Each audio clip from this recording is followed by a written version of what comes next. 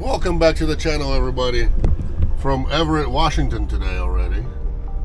Oh geez, and now there's no parking spots for me. That's the whole problem here in this clinic exactly. There's no parking, which really sucks.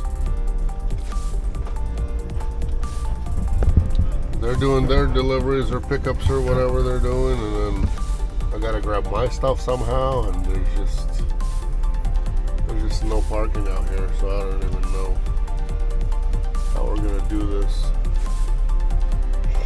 I'm gonna do some new lines right here, like a fire lane right here. Just no parking. Okay. Well, I'm just gonna park in the fire lane because there's nothing else, and then go load it up. Exercise nice and early in the morning. That's how that's gonna be. Let's see. Actually, I can park right here in the street, go grab everything, put it all right there, and then come back, turn around, come back. That's what I'm gonna do. That way I'm not blocking the fire lane, because who knows what kind of tickets you can get. The fire lane, and who knows what you can what kind of trouble you can end up having for that in a big city. I know small towns, nobody cares, there's nothing going on, everybody understands. Bigger cities, you know, it's all business.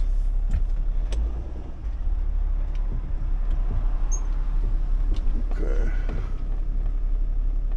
should be a car back there. There we go, leaving it, go walking, getting it, leaving it all outside on the curb, and then load up time. Let's go do it.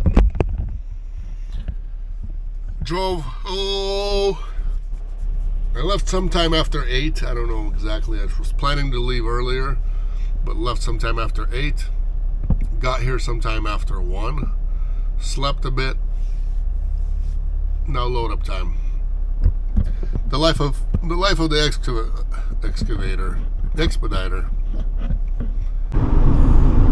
Ooh, by the time I loaded, I'm already dry now, finally. Been driving for like an hour, but I got wet, sweaty, everything. Usually in Seattle, you don't get wet or sweaty. It's usually not that hot in the morning, but this time, man, oh man, it was pretty hot. I don't know what's up with that weather. We've got 99 at home today coming up in Spokane, just 300 miles away. And these guys, they were like at 75 at 8 a.m. So nice and warm. By the time you load things and go get things and scrap things and everything like that, you're all nice and wet and sweaty. Part of life. Part of the job, you know what I mean? Everybody sweats and works outside, so we do too when we're self-loading.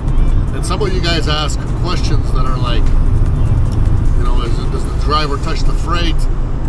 You know, things like that. And usually, if somebody asks that, that means that they are either health-wise can't touch the freight or load things, or they just don't want to do it. They don't want to do any physical work. And I tell you what, sometimes it is required, and you never know when you'll show up and, you know, per everything we know, you're supposed to get loaded and unloaded with the forklift, say on one load, and then you get there and there's no dock and you have to hand load, otherwise they'll cancel the load on us, most likely. Or you show up to receiving, to your delivery, and it could be the same thing. They don't have a dock, or you know, broker thought they did, but they don't have a forklift at that location, or it's just a residence, you know, that somebody runs a small business out of, and you know, we got a hand unload and nobody told us about that.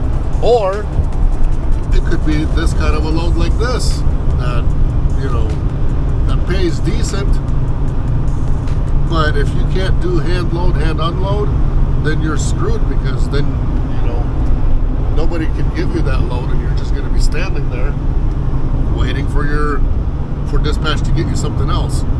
So answer that question, yes, there is hand load, hand unload. I guess you just have to tell your dispatch if you can do it or not. And if you can do it, great. There'll be less standing around from you. You're going to have less downtime because it's going to be, we can get any load for you, even hand load, hand unload. Or if you don't want to do it, then, hey, that's on you. Don't be disappointed in your dispatch's abilities of not getting you a load that day. And, you having all these requirements of, I don't want to touch the freight, or I don't want to go here, I don't want to go there, keep me only around my house, and I want to be home on the weekends, and all that kind of stuff. You know what? With the hard times the way they are already, it's all these requests. You just got to be open to making money, and that's it. No matter what, it doesn't matter. Whatever the cost of it is. If you have to hand load, hand unload, go somewhere, it doesn't, right now drivers go anywhere, and the times of like picking where to go or not to go, those are times are over, because if you're picking, you're already picking from nothing. You're already picking from bottom of the barrel. There's, freight is tough. It doesn't matter what part of the country you're in. Yeah, there's loads, but then there's so much competition for that load. So what that means is the prices just keep getting down, down, down, down, and down, Brokers shopping around, looking for the best rates. And believe it or not, there's always going to be somebody better than you, always somebody cheaper, always somebody closer to the load. So we lose to that. If you're not close to the load, we lose the ability to, have a chance at it. That's the other thing I wanted to talk to you guys about, is when you unload, you can ask your dispatch. It doesn't matter if you work with us or somebody else. It's just some good pointers for you. After you unload, if it's not some kind of a major city, then ask your dispatch, hey, where do you want me to move? Should I move to this, to that? Where would you like me to move? That way we can get a better chance of, have a load out quicker. Because if you're standing somewhere in the middle of nowhere and you didn't ask, dispatch maybe didn't say anything, maybe yesterday there was a lot of loads from there, and today there's nothing there. So it doesn't hurt to ask. You can always just ask and say, hey, do you want me to move somewhere else, for better availability, being closer to the loads? Because nobody's ever gonna, if you're just looking to be at the truck stop, nobody's ever gonna be waiting for you. Say you're like, I don't know, what kind of a town can we pick? Let's do Nashville. Let's pick Nashville, and I don't want to be in the center of Nashville. I found a truck stop 50 miles away, so I'm going to go there. It's going to be nice and quiet. It's going to be safer for me, or whatever your excuse is to go over there. And you're just going to be chilling somewhere 50 miles outside of Nashville. Guess what? There's going to be hundreds of other vehicles there that are going to be inside of Nashville, and they're going to get the load. And you won't even have the chance because you're too far. The traffic, the extra miles there, the wait time for you to get there, all that stuff. We don't have a chance. You got to be close to the load, and you got to have the right rate, and you got to be able to go, go, go. That's just a few pointers for you guys. Hopefully that helps you guys out. If you have something else that I missed, write it in the comments. Whatever else you think is important. Because you got to be on top of your game, especially you got to be sharp, got to be ready, got to be good to go. The other thing is, like drivers, don't fall asleep with your phone, being on vibrate or whatever while you're looking for a load, or dispatch is looking for a load for you. Let's do something here.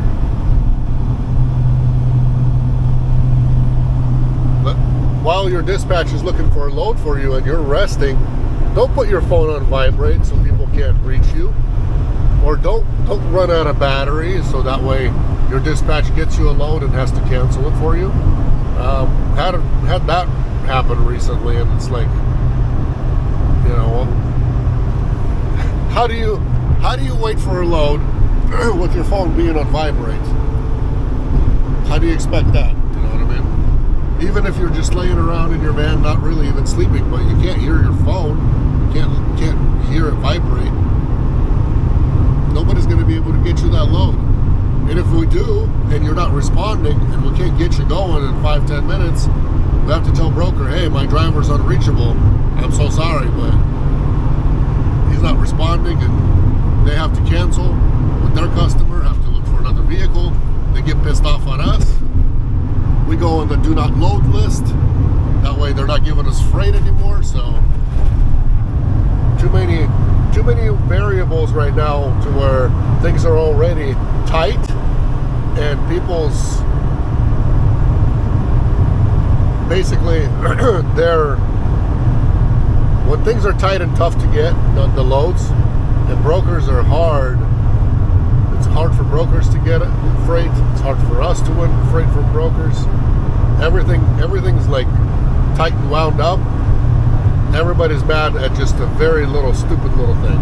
And all it has to do is it has to happen a couple times to that broker in that one day. You got to understand they deal with a lot of loads, hundreds of loads a day. So when something bad happens, like you can't pick up or whatever, you broke down or anything like that. Even if driver breaks down, even if driver gets in an accident while heading to pickup, and this broker is already wound up, they're gonna be pissed off no matter what, even if it's not your fault. You got rear-ended and it's not your fault, and they're still gonna be mad at us just because it's that kind of a day. They've been dealing with that kind of a problem. It comes full circle back to us no matter what. It doesn't matter how good we are, how good the driver is. That's just part of the job that you guys don't understand, never hear, never even realize that happens in the background. And we're the ones as dispatchers get yelled at for a driver not showing up. Say driver shows up, oh, my GPS, it took me somewhere else, now it's an hour drive for me. Guys, come on. If you have 2 GPSs in your vehicle, put the address in both of them and make sure it's taking you to both of them. If you're using Google Maps, always try to put business name and address in there, because sometimes you put the south or something else you're missing, and it gets you guys in trouble.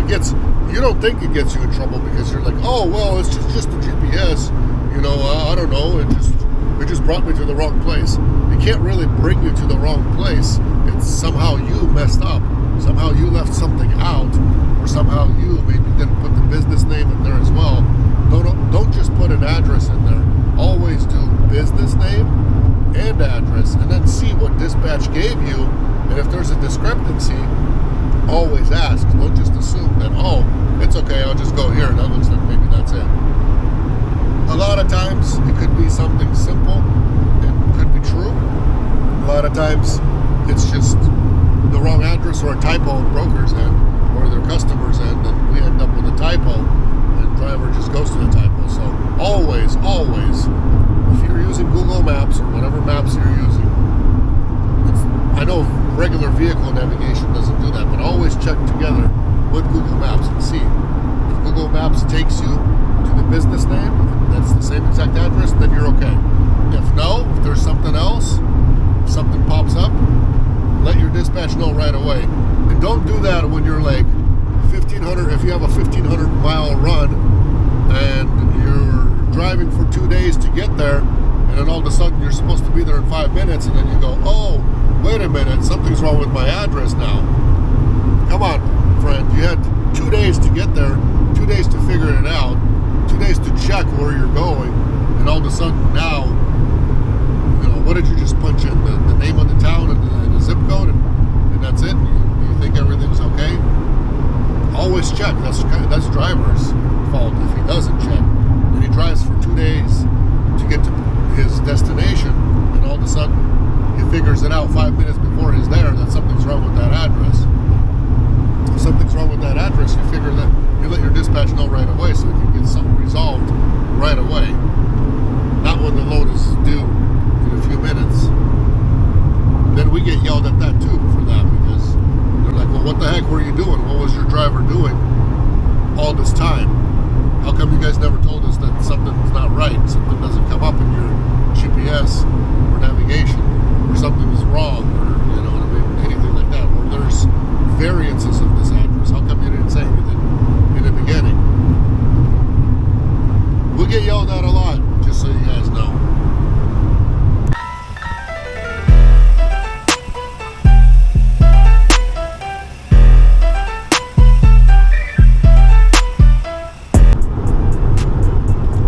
An Oregon steak burrito. There's a place in Cle Elum right across the street from Safeway gas station. A steak burrito, huge thing. Almost there. I'm like 2 minutes from delivery. This is what Sunnyside, Washington looks like. We got lots of orchards, grapes, apples. That's grapes on the right side. Lots of grapes. They'd also do apples here. Just saw corn.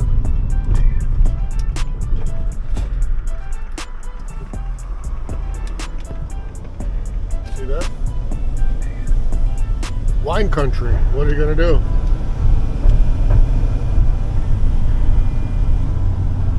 Lots of orchards. 5 minutes to unload and I'm already on my way home. Nice. 95 degrees outside, really good and warm. Great lake day. Working outside, I'm not sure about that. I'd rather be at the lake. We'll see. Maybe I'll come home and take the kids to the lake, to the river, figure it out. Definitely don't want to sit indoors if I don't have to. I don't really like to. I'm an outdoorsy person. I don't really like to sit at home when the weather is this good. It's either swim weather, fish weather, do something outside kind of weather. Definitely not sit under the AC on the couch weather. In half a mile, take exit 69. I can do sitting on the couch when it's, you know, winter time and super cold outside. Besides that, spring, fall, summer, outside. We even do activities when it's snowing outside too. So my boys like to go snowboarding. Why is it trying to get me to go this way? Weird. In a quarter mile, turn left onto Washington 241 North Winetta Road.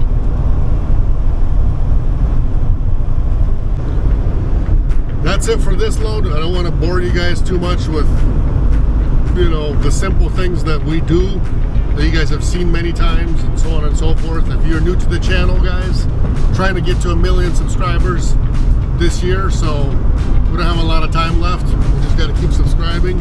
That's really the biggest gift you guys can give me. So if you could subscribe, please do so. More than 80% of the people who watch, they're not subscribed.